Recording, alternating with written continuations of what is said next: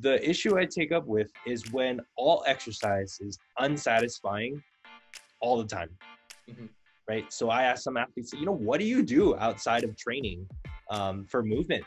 And some of them don't do anything, and some of the other ones, they love to go hiking. They love to go paddleboarding or swimming, something totally unrelated to training and their sport.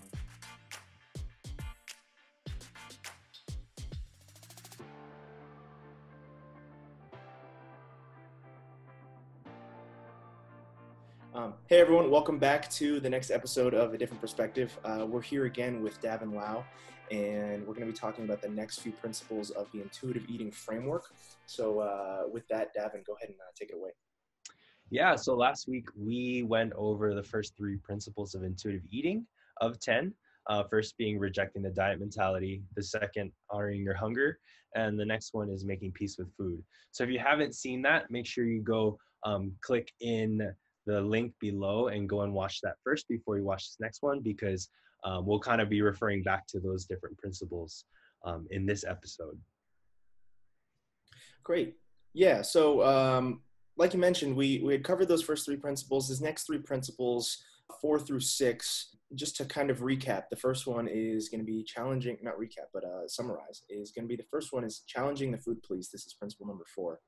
The next is going to be discovering the satisfaction factor. And then number 6, towards the end of the conversation today, is going to be feeling your fullness. So with that, I think that let's go ahead and dive right into the next principle, which is challenging the food police. So Davin, what are the food police and how do we recognize that?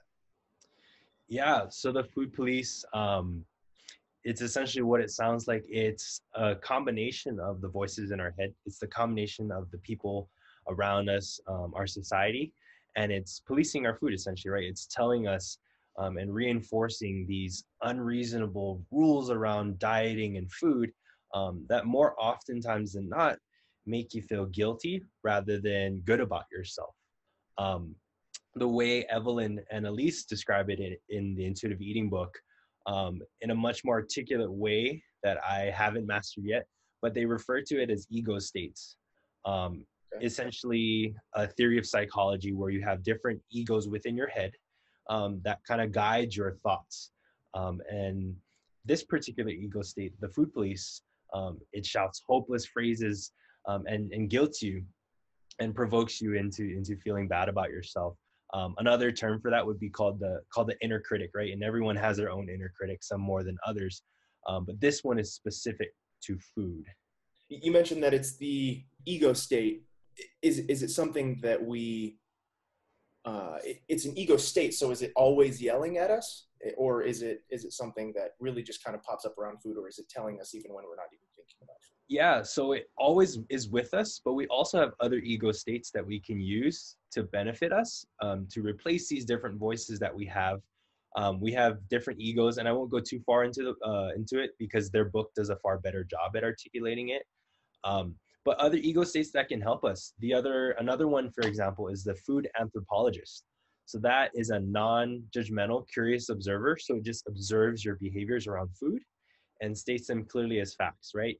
An example of that is, I ate 10 donuts. That's it. No judgment. That is just what it is. Or like, I feel good. Just observing things. That is an ego state that we can name and use to kind of counter some of the things that the food police might say at us. Okay. As it pertains to being that inner critic, what do you, when that ego state is critiquing us, what exactly what does it typically say in somebody who has this? Yeah. And I think sometimes when I have patients or clients who mention like, the food police actually keeps me healthy, right? It tells me what to eat and what's not to eat, tells me what's good and bad. Otherwise, I wouldn't have any control. That typically refers to someone who is at war with food, right? And lives in a dichotomy, almost similar to the personality trait of perfectionists, right? Somewhat unrealistic statements made to themselves that often elicit a behavior response. One way that I've read about how the inner critic works like this to kind of benefit itself but not benefit us. I read a book. I'll read a little bit of it. It's called The 5 Invitations. So I'm just going to read a little bit of it. And it's a conversation between a man and a woman, and the woman is describing the benefits of her ego or her inner critic while he's challenging that idea. So it goes, recently the topic of the inner critic came up in a conversation with a friend and a neighbor. Beth is about the same age as I am, healthy and fit, and most would view her as highly successful, living a well-balanced life in which she is happily married, close with her children, and enjoying retirement. While I mentioned how important I feel it is for us to tame the inner critic as we journey through life, Beth argued, but what would I have left without the voice of my inner critic? Who would I be? A lazy, miserable person who have never gone after her dreams. Without it, I wouldn't get anything done. The critic tells me the truth and what I'm about to get right and wrong. It is the reason why I want to be my best self. It motivates me towards productive change. So a lot of people would resonate with that idea that the inner critic pushes them. Right. He counters with saying, does it? I find the inner critic berates me more than it motivates me. It is neither a conscience nor a reliable moral guide, and it isn't the voice of wisdom. Yes, there may be some kernel of truth wrapped up in the critic's commentary. It may have a useful tidbit of information to offer, but I certainly don't need its delivery system. It has a particular tone of voice that is often mean, dismissive, and manipulative. I've been with many wise spiritual teachers over the years, and none of them have ever transmitted their wisdom to me in such a nasty tone. She responds by saying, but sometimes my inner critic praises me. It congratulates me for working hard and getting the job done. He responds with, it's true. The critic can offer praise. And that tone is far stickier because we like it. We crave approval. However, not all praise is equal. We should question the critic's motives. Upon closer examination, we find that we only receive praise for gaining a narrow set of outcomes or displaying a few qualities approved by the critic. What that's kind of saying to me is it's there's so much about this entire inner world inside of us that's speaking to us, and that it really has its own agenda, and recognizing what its agenda is important. Like he had mentioned, it's important to criticize the critic. What are its intentions? Are there other places that it kind of speaks from? Yeah, I think, these inner critics, when they're used in a harmful way, such as the food police ego, they can take a variety of forms that berate us and create more judgment than actually benefit us in a health context. There is another ego that we have that reinforces nutrition information, and that can help us make healthful decisions. But sometimes our ego, our inner critic, can take that information and make us feel bad about that types of stuff. So it's a little bit challenging to kind of describe it. I think the book does a better way of separating those things. But when I think about negative things that the critic might say to us about food in relationship to our body, it could be you poor body image, right? You look a certain way, or you ate too much, or you shouldn't eat that, or you should eat this. Sometimes those critics are health professionals, right? Sometimes it's our coaches. Sometimes it's our doctor. Sometimes it's our family and friends who may offer well-meaning advice, but what I would more describe it as is just judgment, right? It's judgment that their inner critic is telling them to tell you. And it often its origins stem from when we're young, most times. So that's striking to me, because it means that our individual egos, those subconscious egos, are speaking to each other through our own mouths. And we don't really have control of that in most cases, because we're those preconceived notions of our inner critic are talking to the inner critic of somebody else. And that really is super powerful to me, because it's starting to touch on this idea. I love that you're bringing up the idea of different egos, because we like to think of ourselves as one being, but really, like, inside all of our different experiences, the different things we've been told by both our inner critic and other people's external and internal critics, they create these different waves inside of us, and they're all clashing. And we tend to listen to the one that is most berating, like you had mentioned earlier in that quote. Like it tends to be most berating, so it's the one that stands out the most. Yeah. And so ultimately we have these food police, and they're external, they're internal, and then they are externally internal. They're coming from other people's internal sources too, and that is so difficult to think about, because we're not just challenging ourselves, we're also having to challenge other people. So when it comes to challenging the food police, really, like where do we even start? Why should we challenge the food police if they seem to have that much power? Yeah.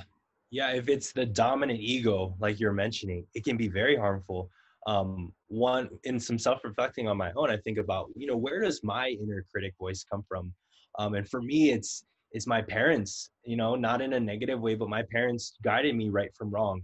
So that voice I have in my head when I'm about to do something, and then I decide, like, am I yelling at myself, or am I going to praise myself, or things like that?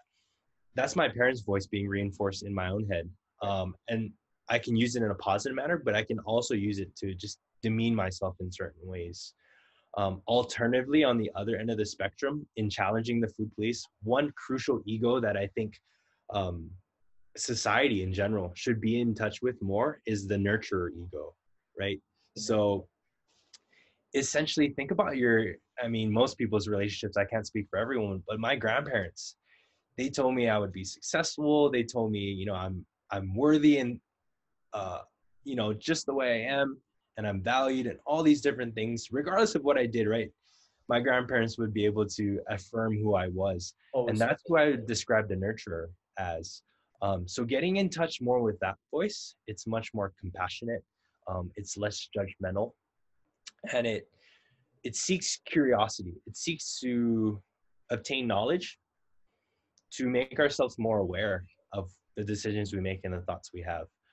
So the first step I would recommend people in challenging the food police is recognize where that inner critic voice about food, who started that, right? Was it our parents telling us, those are bad foods, you're overweight, or you're this and that, right? And berating ourselves, what those statements are, and then essentially where do they come from? So it could come from our parents, it could come from our friends, it could come from social media and pictures. So just challenging, where do these things come from? I want to make a quick caveat here, because you mentioned something about your parents kind of being that inner voice. And there is this narrative in some psychology circles, and I think it's relatively widely accepted, that our internal voice, those thoughts that we hear, tend to actually take on the form of our parents. And in a lot of cases, the direct parent who raised us. And I've even spoken with my mom about this, about how literally when I'm making a decision, sometimes I hear her words masked in my own voice.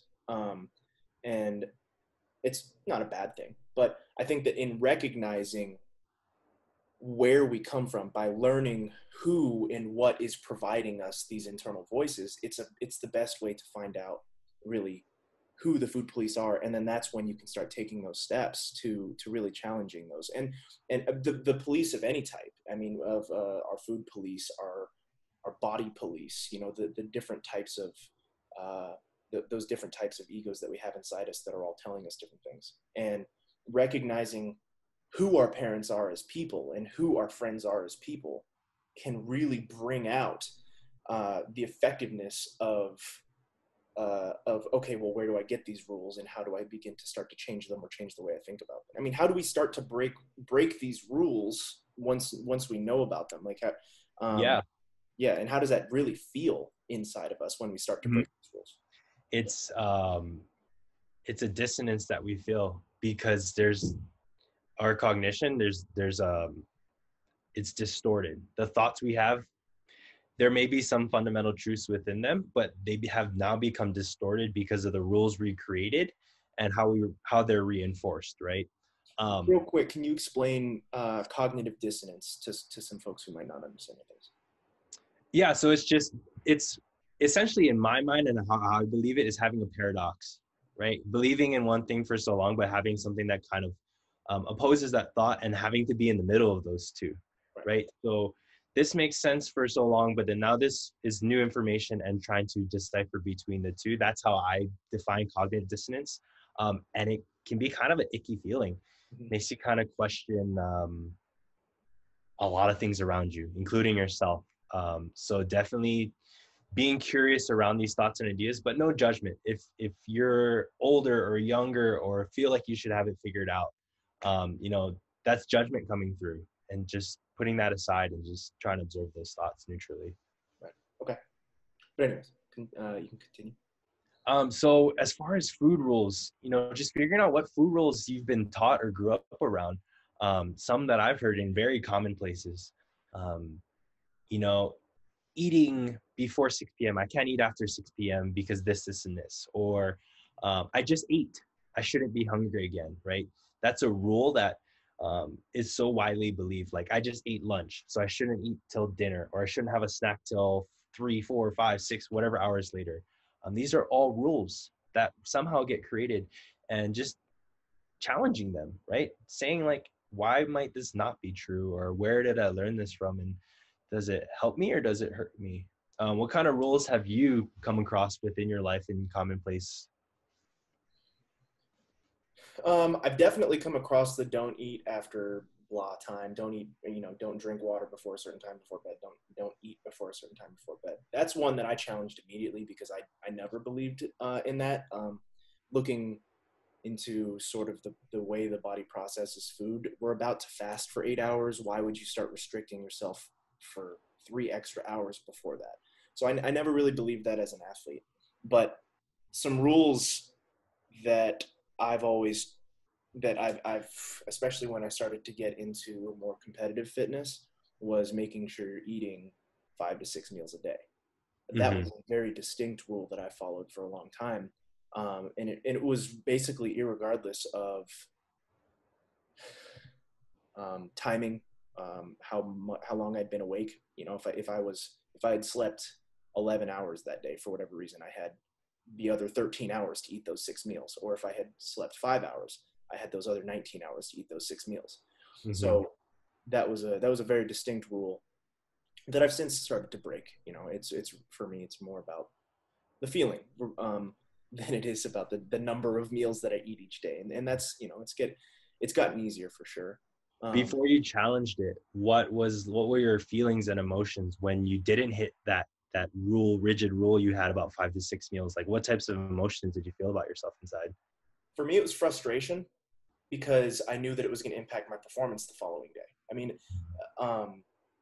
it was an indirect relationship with my food that I was having. I was having a very indirect relationship, knowing that like this was the fuel that was going to push me to do that extra rep the following day, or to hit that PR.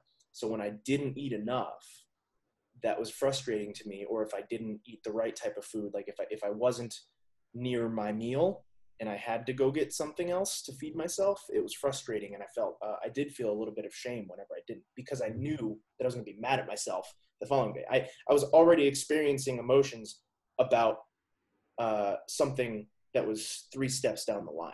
So for me, yeah, anxiety, I guess, is the best way to describe that. I was already looking in the future of how is this affecting me right now. So too far forward looking. If you wouldn't mind, what would the voice say, you know, in your head, say like, hey, Cole, this, and this? What was that message? You know, what were you telling yourself in like a full sentence almost? What was that inner voice saying to me? Yeah, like, what was that inner critic telling you? Like, you know, was it positive, neutral, or negative? And what was the statement? For me, I would say that it was more neutral, what it was saying, but I would end up taking it a little bit more negatively. So if I had missed a meal, it was, well, I guess I'm interpreting it now after the fact as being neutral, but it was very likely more negative. But it was just that, like, you need to go eat, you know, go stuff yourself even if you're still full, because you need to make sure that you have that food for the following day. Which, I mean, I think inherently might be a good thing. And in some ways it kind of is satisfying some of those pieces of that we were talking about last week, where I'm satisfying a practical hunger, but it was uncomfortable, and I didn't necessarily need the meal, Mm-hmm. or maybe I did, but it wasn't, it just wasn't appropriate at the time. For me, those types of things aren't really distinct full sentences. For me, it's a little bit more abstract than that. Sure. I don't have, like, my inner voice is a little scattered in a lot of ways because I have so many that I'm trying to listen to. So sorry, it was really, I just heard my dog, he's sleeping, and I just heard him sleep barking. It was really cute. It interrupted me, but yeah, for me it was never really as abstract. So sorry to kind of dodge that question, but it was never distinct enough, like, this is what you're doing wrong. It was just more like this whole body feeling of knowing that I'm doing something wrong. Yeah, in my experience working with athletes, they're very high achieving. They have perfectionistic qualities. So when things don't go perfect to a T, that message is often very strong and black and white, right? You didn't do this, or you didn't get this rep, or you didn't work out this day. You're going to be a failure. You're never going to succeed how you think you could. You're never going to be better than this person, right? That type of narrative starts to build. Yeah. And it becomes especially harmful around food.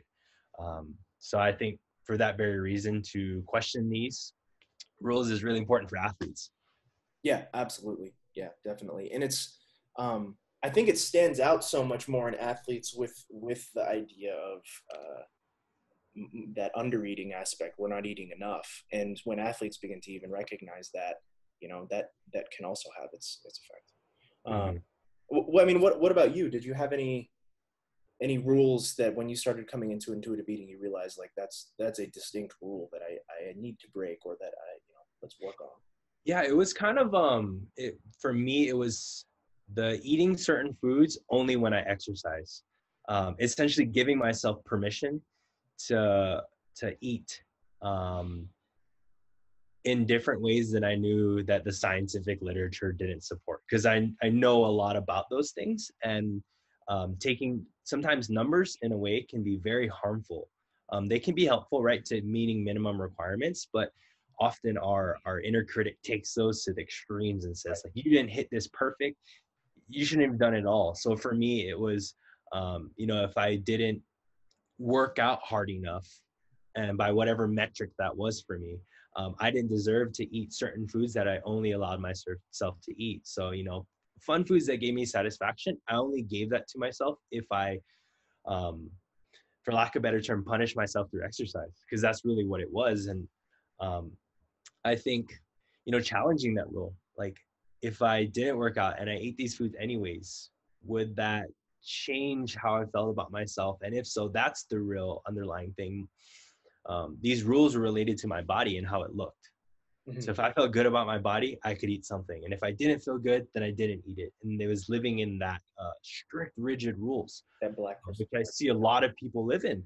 And sometimes the food police operates as in response to how you look or how you see other people, right? You might see someone else say, oh, look at what they have. That police in your voice says, oh, if only you had that, if only you didn't eat these foods. And then that cycle starts to perpetuate. Right. And then you begin to feel that shame if one day you do happen to give yourself permission, and then it's like, then you regret that permission you gave yourself, and then it spirals more. Exactly. Wow. So and so many people have so many different types of rules. And I mean, we could easily have an entire session where we just discuss the different types of rules that society's imposed, most of them based in aesthetics. On that comment of aesthetics, how do you think the bodybuilding industry, and I don't want to throw them under the bus because it's an incredible sport, but how do you think that the bodybuilding industry has had what effect do you think they have had on the way that we create rules around food? Yeah. Or any aesthetic industry of any right. I think it starts to get into the realm where we start to overvalue bodies, and that speaks to success, right? This person looks a certain way, and therefore there are these certain qualities, and vice versa, right? This person doesn't look like that, and therefore there'll never be these things.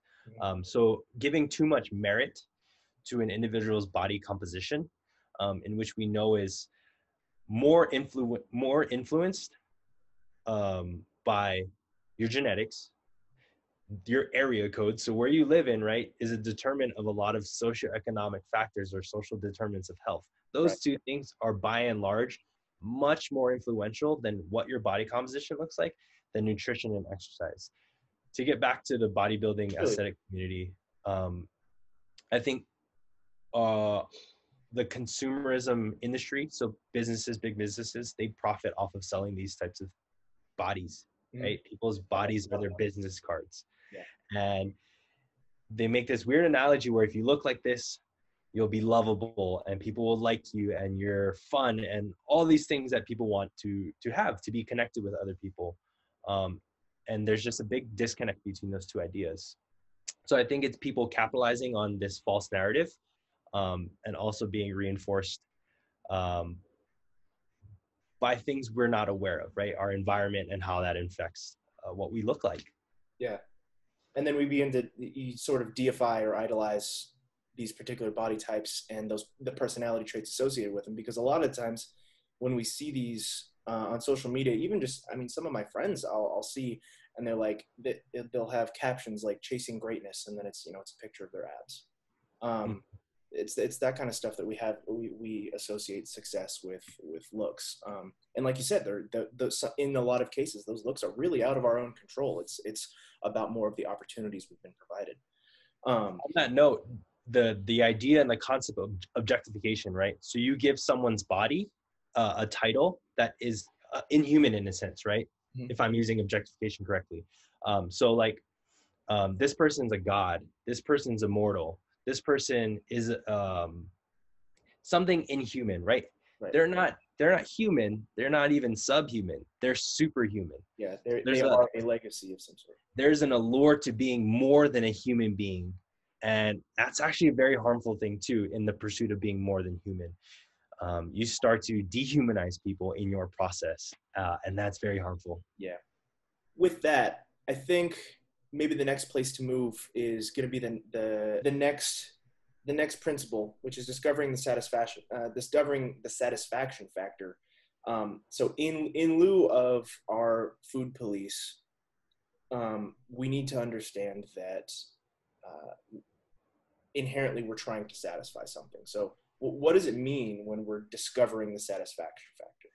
Yeah, so just reconnecting with the experience of food, using food as a means to satisfaction, but also discovering how what satisfaction might even feel like when eating, and what is satisfying to us. Questions that I think people have never asked themselves or been asked personally, because there are so many barriers. Just to go back to our previous example, if you have all these berating thoughts in your head, are you going to enjoy that delicious meal in front of you that someone spent hours preparing? Probably not, because you're thinking about everything else but that. So it's getting back to what's important about food, and what's actually been important for a very long time in human society is just surrounding ourselves around food to be satisfied. And Americans in our culture, our food culture, we're focused on the nutritional qualities of food. We have labeling on everything. We're told what are good and bad foods. And that takes precedence in actually taking pleasure in the food, right? So enjoying what you're actually doing, and analogous to exercise. And I'm going to bring that up with you in a little bit, but what does satisfying exercise feel like, right? Does anybody ever ask you that? Or what's the best exercise for health? That's typically the question that gets asked. So something interesting that when you look at other cultures around the world and their food climate, Japan is particularly interesting. Part of their dietary guidelines and health promotion, they encourage individuals to seek pleasure in food and activities pertaining to food. So meals with one another, meals by yourself, seeking pleasure as the center point of what you're eating and why you're eating it. I mean, Americans is very opposite of that, right? The foods we pick, they're not centered around pleasure. They're centered around nutrition and nutrients. We're demonizing different food groups. Remember the food pyramid, and then the different plates we have. So that now puts us in the context, these foods are off limits and therefore creates a temptation, right? These foods are more pleasurable than these foods for some people. Um, and it creates that mindset where if you're eating foods that are pleasurable to you, well, it's going to be accompanied by guilt because we told you you shouldn't eat those foods. I'm gonna make a quick like a tie between because you brought up the difference between Japanese or maybe Eastern versus Western culture here, and especially centered around food. But I think that it extends deeper than food. Um, you mentioned that we've never really been asked about our satisfaction. You know, but I think that we're asked something greater. We're asked, okay, what makes you happy?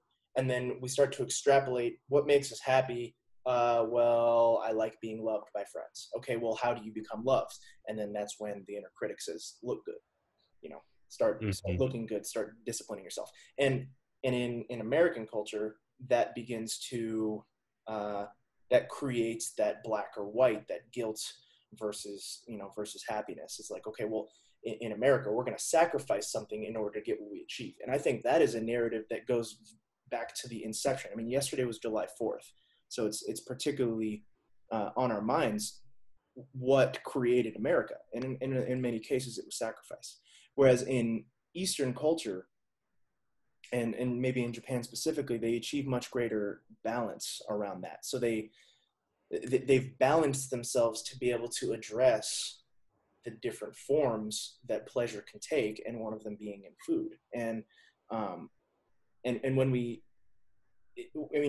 look at even the way that food is presented in Japan, like you had mentioned, there's one thing that I think is really interesting, that is animation in food. Mm-hmm. What is it? Studio Ghibli, the people who made Princess Mononoke and all these really famous anime movies. Yeah. They put a huge emphasis on how beautiful food looks. And they kind of going back to those four forms of hunger, that taste right there. We can satisfy our taste by looking at this beautifully drawn piece of food, and you can almost taste it because it looks so good. Yeah. And that's not something you see in American culture. We don't put food up, and when we do, it's a marketing ploy. It's not just to enjoy it. It's McDonald's puts this burger up, and it looks absolutely incredible, and it's only to get you to buy it, not to get you to just enjoy the food. Mm-hmm. So I kind of went off topic there, but the point was that these distinctions in American versus Japanese culture here, I think, extends back into the original, like the founding of our culture, and that's so it's just so much deeper than we realize. Yeah. So for satisfaction, I want to talk about temptation here. Mm-hmm. So temptation, especially when it comes to the fact that we've sacrificed, we are often tempted by the things that we're sacrificing. Do I go back to that? Do I, how do I feel about that? How are we supposed to feel about temptation or resisting? Yeah, I think it kind of goes back to that ego state, right? Is it telling us something that's distorted, a thought that you're being tempted by this and these foods result in these types of things, and trying to dissociate those ideas, right? Not to infer food to moral value, right? Temptation is almost like it's in that religious biblical sense, right? Where Adam was tempted by the apple he couldn't eat, right? Ironically, it was food, but that's the idea, is that the thing that we can't allow ourselves to have now becomes temptation because we've immediately deemed it as something we can't have. And people are resistant to that idea of like, I'm just going to resist all satisfaction in all forms to get what I want, because that's how typically in our country the model is built, right? Sacrifice. Yeah. Look at all the things I got to sacrifice. And in creating that mindset that if I have anything pleasurable or satisfied or I'm content, I should feel guilty about that because so-and-so over there is doing this, so-and-so over there is doing that. And that really gets back to that inner critic telling us we have to be like everything else around us. Mm-hmm. Yeah. So yesterday, or a couple days ago, you had sent me this podcast on with Dr. Pahlavi discussing the way that food culture has evolved in other countries, and that this large agriculture has started to push imports of foods into countries that otherwise had foods that they could forage. And in this particular case, this this it was South Indian, right? Mm-hmm. Yeah. So the South Indian culture used to forage this particular crop from the woods, and it was something that was really nutritious. A lot of their culture really evolved around eating it. There was a ton of dishes that that were used, or that used this particular ingredient. And then after a certain point, when agriculture and imports started to take over in that area, those foods started to be looked down upon. So they began to sacrifice this particular food because rice and other larger crops began to take a huge share in their food. So they almost exclusively stopped using this particular food item, even though in a lot of cases she would interview these folks and they would realize that it actually was more nutritious than something like rice. It had way more vitamins and minerals. So Mm-hmm. these people had this moral association with it because the marketing of other agriculture food started to take over. Yeah, I mean, what were your thoughts on that? Yeah, I think the biggest thing I connected with was essentially food discrimination. Mhm. Certain foods are attributed to higher incomes, better health, um, and they're found in certain places and like certain stores, for example, right? Like off the top of my head, Whole Foods and these types of organic types of places, those foods are held higher in moral virtue and health per se. Versus in my culture, in my background being from Hawaii, we eat a lot of processed meats, and processed meats during the wartime sustained my ancestors and grandparents. Um, so I think when you disconnect from foods that sustained your people, regardless of nutritional value, you start to make people feel shamed for their culture, for the foods that their people have been eating for long periods of times. Even Mexican food, I think about, right? We, as dietitians in the United States, use a model that only incorporates typically white American foods, and it doesn't account for cultural practices or cultural foods to integrate into those. So we're giving them something they're not used to and telling them they're doing it wrong, when in reality, they've been doing this way of life for much longer, sustaining their people. But we're shaming them into assimilating to a certain eating pattern. And that's the biggest thing I took away from this, is that you're disconnecting people from one another more than anything with the food. Yeah, and to kind of tie all of this back into our conversation right now, which is about satisfaction, shame can actually decrease our satisfaction of something, because now we're eating it, like in when we do eat it. Let's say we do eat it. Okay, well, all of my poor ancestors used to eat this, which was an example in the podcast. All of my poor ancestors used to eat this. I'm above this particular crop now, so I feel shame when I eat it. I'm no longer satisfied, even though it may be delicious and it may be something that actually truly biologically satisfies you, but our shame is really overriding that feeling. It's really depressing that feeling of satisfaction. So on that note, I would love to talk about other ways in which we might depress our own satisfaction through various means. Yeah, a very often one I see is someone eating a salad, looking pretty sad. And I love salads, and there's a time and place for them. It's eating a salad when you want a steak, Right.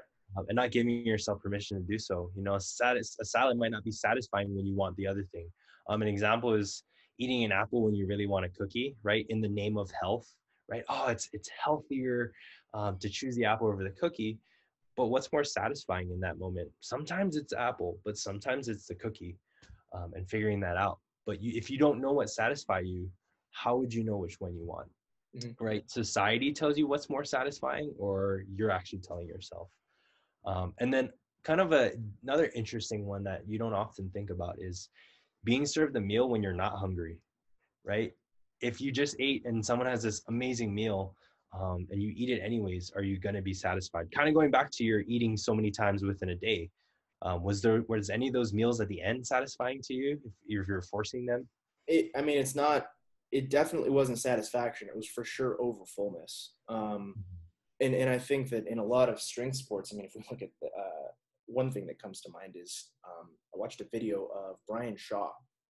Yeah. It was him eating 13,000 calories a day. Because, I mean, one, he's a very, very large person, so he does need a lot more food than anybody else on the planet.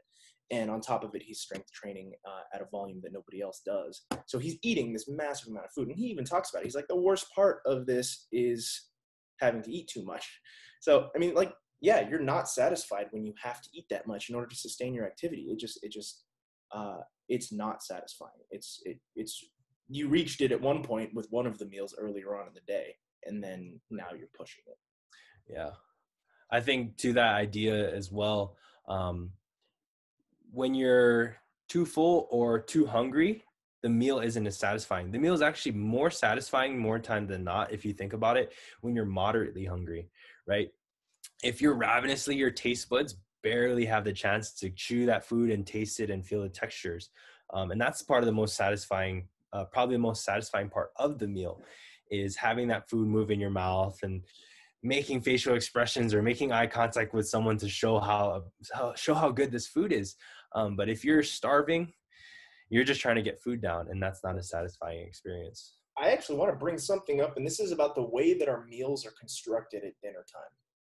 It used to be, when the opportunity presents itself, people would have multiple course meals, or like a fancier, more satisfying meal. One that you remember tends to be one that is multiple course as a result of, I think, that particular fact. Like when you are really hungry, you might go to a restaurant and then you have an appetizer. It's literally named an appetizer because it's stoking your hunger. You're now creating this fire, and then you go and you have your meal. You're already salivating because you just ate something that was pretty good, but you're not starving because you just had something. And then you eat it and you're like, oh my gosh, this is delicious. And then, you can judge whether or not you want to have that third course. But like the construction of different courses of our meals, I think, is inherently or can create satisfaction. So reaching that moderate hunger before you eat a big meal is important. But if you go in and, like, I don't know if you've ever done this, but whenever I go to like a Mexican restaurant, they give you chips. Sometimes I fill way too much up on chips, and I have no longer eaten just an appetizer. I've eaten an entire meal before my meal comes at all. And then that food is just like, it's a man burrito. But I was really looking forward to the burrito, and I just accidentally ate too much. So we'll definitely touch that on the next feeling your fullness. That's a big part of plate construction and how we're served different foods in different forms. That has a huge impact on to how much we might feel like we need to eat. Yeah. Since we're talking about satisfaction, what does satisfaction really feel like in our body? Like how do we appropriately address it?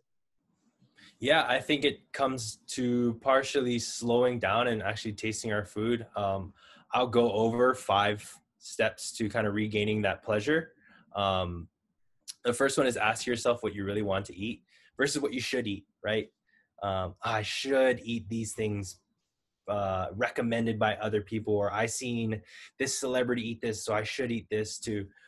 Ask yourself what you really want. Do I really want a burger with fries, or do I just want fries, or do I just want any sort of food? And giving yourself permission to have that food, because if you give yourself that permission, you take a bite and you're actually trying to satisfy yourself, you might find you really like it and it's satisfying, and you might not have to eat a whole bunch of food. Or you might take a bite and find out, like, I don't really like this food at all.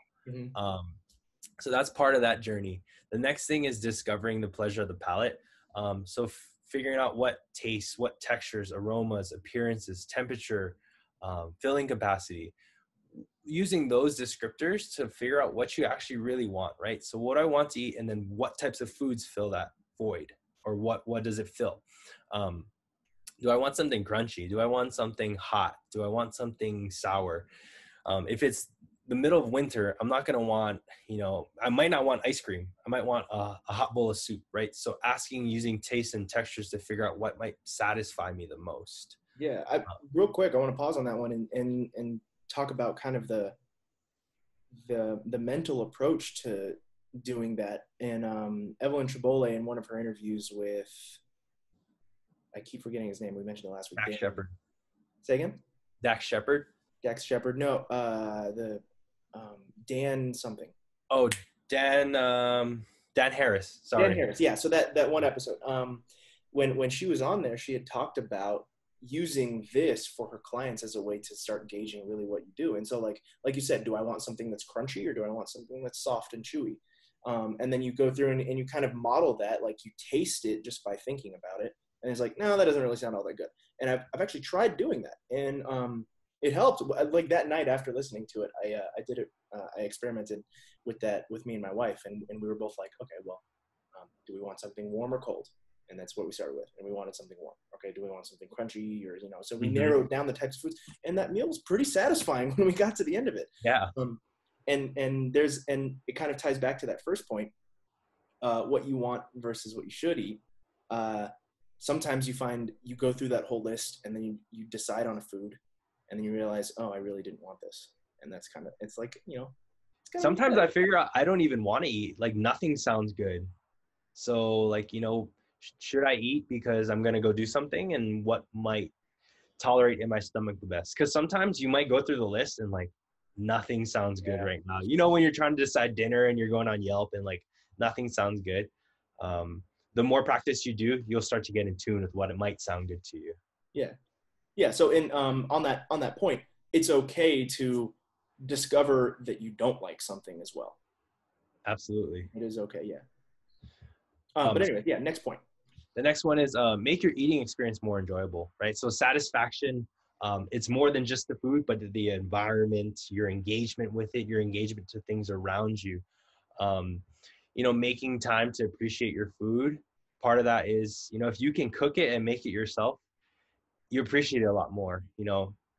Going through a drive-through or picking something up that's still good, but you didn't have the pleasure of making it yourself. So there's something to be said about that.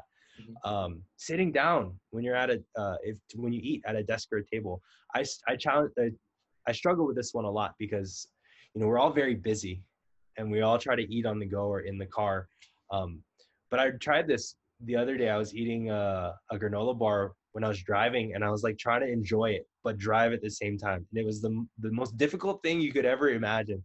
Like I wanted to close my eyes and enjoy it, but I'm like driving. So I'm like, I didn't ever enjoy and find the satisfaction in that because I was driving. So anytime you're typing or reading or watching TV, you're, they use this term, it's not mindless because people don't really like that term, but it's distracted, right? You can drive distracted, but still drive. Right. You can eat, but be distracted. So trying to limit those distractions that we have around us so we can pay attention to the sensations of eating. We can taste every bite, which allows us to stop well before we're overly full, right? Right, and that goes back to that mindful eating we were discussing a little bit last week, where you are aware that this is going into your body. And then while you're aware of it, you are already aware or more sensitive to those other cues that might pop up. Whereas if you're sitting there watching TV, or for me, for example, I'm really guilty of eating a lot while I'm playing video games. I just naturally just kind of snack. And I'll notice myself, and sometimes I'll just be catching myself in between, like if I die or something on a game, in between deaths while I'm respawning, I'll go and I'll grab a thing of chips. And then by the end of it, I've eaten way more than I even originally wanted to, knowing going into it. I just was mindlessly eating, or I was distracted eating. So it's, it wasn't really even pleasant. It was just more of the action of eating that was just happening. So the next one is don't settle. So a little caveat with this one: if you have a tight financial budget around food, or you're food insecure, this point might be difficult along with this principle. Any principle that increases your interoceptive awareness, it's increasingly difficult when you're food insecure. So I just want to make a note of that. And there are 7 other principles you can work on, even if you don't have food security. And hopefully working towards that, you can start to fine tune the other 3. But this one is don't settle. So if you don't love it, don't eat it. And if you love it, savor it, which means, and this one's a tough one for a lot of people. If you take a bite or a couple bites of something and you don't like it, you don't eat the rest of it, which is You crazy don't talk have for to eat some the rest people. of it. Yeah. Yes. And that doesn't mean you discard it. It means you can save it for later. It means you can exchange it with a friend and say, hey, like, I ordered this, but yours looks good. Do you want to swap or do you want to split? Different things like that. We kind of end up forcing ourselves to eat something just because maybe that's the portions, right? And increasingly over time, that food becomes less pleasurable, less satisfying. Right. Um, That so happens a once lot we hit with that restaurants. point, we don't have to eat anymore. You know, if you have the privilege of food security, honoring your health in this form of discovering the satisfaction factor, that supersedes the economic value of food, right? So wasting food versus honoring your satisfaction, and it can change from time to time. Yeah. Yeah. I think that one happens a lot at restaurants. The fact that we kind of force ourselves to settle because we're about to pay for it. Exactly. And we don't want to bring up a ruckus. I mean, inherently, we're just being nice to the people who are serving us. But people will kind of, uh, I know I do this all the time. I'll settle with something because like I know that I can eat anything that's put in front of me. Mm-hmm. And if somebody gives me something that's really not super delicious, I don't really ever want to complain about it. Um, Right. and I don't think that in that case complaining is really a bad thing because, like you said, you're not settling. You're respecting the fact that you really just don't want to put this in your body. you know. Yeah. Yeah, Yeah. that's important. It's really important. What's an example? Like, have you ever returned food that you've eaten in a restaurant? There's like this is Um, gross. not recently in my memory, but an example I always have is like if I'm gonna eat pizza, I want to make sure it's hot and fresh. Mm-hmm. If I'm gonna go and get it, I'm gonna make sure it's from a place I like. It's cooked a certain way, and I eat it within the time context that it's gonna still be good. Not to say I don't eat leftovers, but I find the most pleasure when a food is hot and crunchy the way I like it. So my satisfaction has a limit at the top, and then it has like a very low end, and then I try to aim for the top when I can, but sometimes the satisfaction is in the middle. Mm-hmm. Every meal is not going to be perfect, right? If you have to do meal prep for work, that meal might not be fresh hot out the oven. It might be fresh out the microwave. So discovering when you have the opportunity, what does satisfaction at the very high end look like for you, and try to shoot for that when you can, because that's really respecting your needs and your wants. Yeah, absolutely. Yeah, the last one is checking in. So it might not be every time you eat you can check in, but I like to do this for one meal, typically dinner. I'll rate the first bite, the middle bite, and my last bite, if I'm going to eat the whole thing. And that's contingent upon how hungry I am.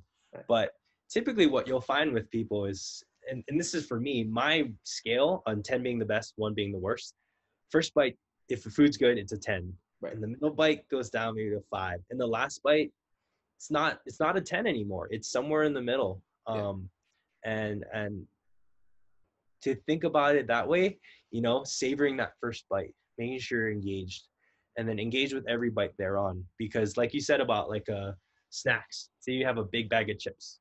The first chip's probably gonna be the best. That's a really good chip. Or a drink. The first sip, ooh, that's so good. And it increasingly diminishes over time. Would you say that's the case for you in most meals? Absolutely. Yeah. I mean, it's always like that first bite, especially if you're ravishing hunger, that first bite is always delicious. And that really goes for a lot of things. Even if I'm not hungry, a first bite might still be really good. And then it almost immediately your senses begin to dull against it.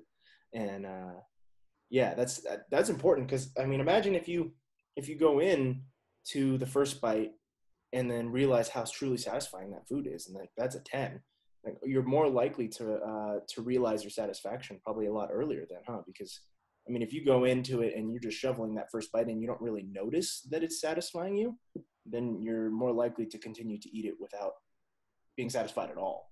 Yeah. Even if you eat the same volume of food, like all things considered, if you're not paying attention to that first bite versus another meal where you are, you might be full on half of the meal versus just shoveling it in your face. You're gonna eat the whole thing and not really have ever been satisfied. Mm-hmm. What about you? Has that ever happened to you? Sometimes there's meals that, maybe the last bite's the best thing. I like to make perfect bites. I'm one of those eaters. Like if you have a salad, for example, I like to have a little bit of lettuce, a little bit of protein, a little bit of this, and then that's the satisfying bite for me. And then the next bite might be different. So sometimes the meal is dynamic, right? Sometimes I save the best piece of the steak for last, and that's kind of my au revoir to it. And I think that's the fun part of the eating experience, is because sometimes if you can make every bite satisfying, you got a meal that you like, you got foods that you like, and that's your go-to. And that's an amazing feeling to have. And it's sad if people don't really experience food in that aspect more than the nutrition piece. Yeah, absolutely. Yeah. So another thing I wanted to bring up, especially for viewers who do participate in movement and exercise, kind of extrapolating this idea of satisfaction, not just to food, but to moving your body.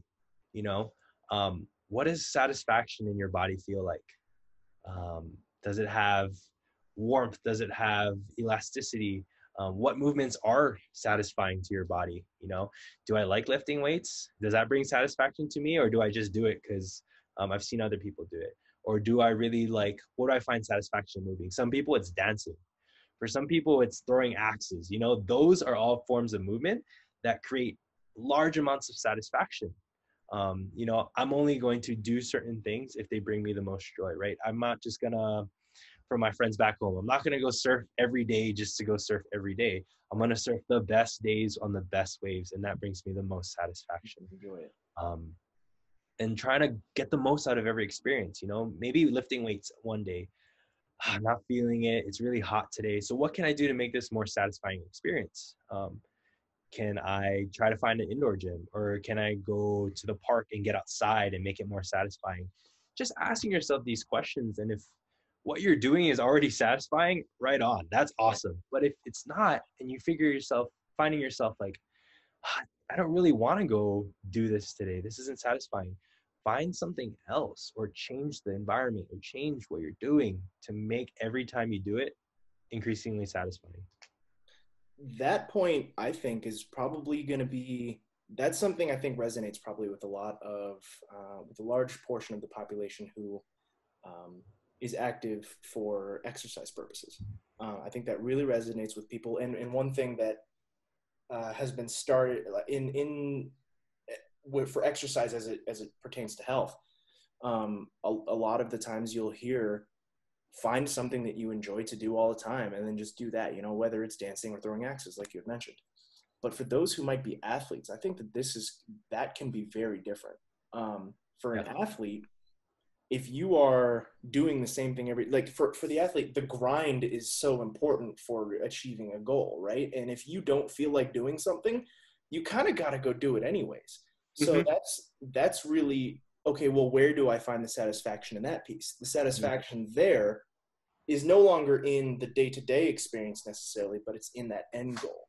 So they're still trying to find some satisfaction. It's going to look a little different depending on really why you're trying to move. Sure. And to that point, when I do work with competitive athletes, and you know, I've been in collegiate weight rooms, there's nothing satisfying about some of those workouts, you know. There's nothing. If I could have it my way, you'd change it to 6 p.m., not 6 a.m. So the satisfaction immediately goes down. The type of workout, it's not something you get to pick, so there's no satisfaction in that. Right. The issue I take up with is when all exercise is unsatisfying all the time, right? So I ask some athletes, you know, what do you do outside of training for movement? And some of them don't do anything, you know. And some of the other ones, they love to go hiking, they love to go paddleboarding or swimming, something totally unrelated to training and their sport. The identity as an athlete has shifted to something else, right? Being an athlete and my identity doesn't only look like this, it can look like this. And then, you know, if my identity shifts to former athlete because I don't want to compete, right? Being dynamic in how we can view ourselves, that's a great example of that. So, do you have any other things to note on those first 2 points? No, that's about it. I think, you know, just these 2 topics alone have maybe some people's heads in circles if they're really taking this to heart. And they're going to ask a lot of questions. Yeah. So with that said, we'll probably end it here, and we're going to start just because we were able to really go super in depth with those first points 4 and 5. We will start with point number 6 in the following week, which is feel your fullness. So it'll tie a little bit more into the satisfaction factor. So far we've introduced half of the points, and we've consumed about 2.5 hours doing it, knowing that every single one of these points really can be its own conversation. So that being said, if anybody watching this has a question, we would love to see it down in the comments or email us, which our emails will be in the description as well. And if you want some more resources, just let us know. We'll put the links to both of the Spotify podcasts that we had mentioned, the TED Talk from earlier when we were discussing the shame around certain foods and culture, and then the other one that we've mentioned the past few, which is the Dan Harris podcast that Evelyn Tribole was on, which was my first exposure. And I think that a lot of people will resonate really well with that one. Caveat, that one does talk, the first few minutes, they do discuss quite a bit about Buddhism. So if that's not really your thing, but I think that contextually it helps people understand why they go into the things that they talk about. They refer to Buddhism a couple of times in that particular podcast. As a Buddhist, I really liked it, but it's not necessarily everybody's thing. But the true conversation around nutrition in that podcast, if you're going to listen to it, starts around 10, 12 minutes. So yeah, feel free to check that stuff out. Davin, do you have any kind of on the way out the door thoughts? So give yourself some grace. These kind of topics and ideas take time. They're not going to be perfect, so be patient. Feel free to reach out if you need any support or just to talk to somebody. We're happy to do so, and look forward to next week. Yeah, absolutely. All right. Well, thanks everyone for watching, and thank you, Davin, for joining us again. Thanks, y'all. All right, see ya.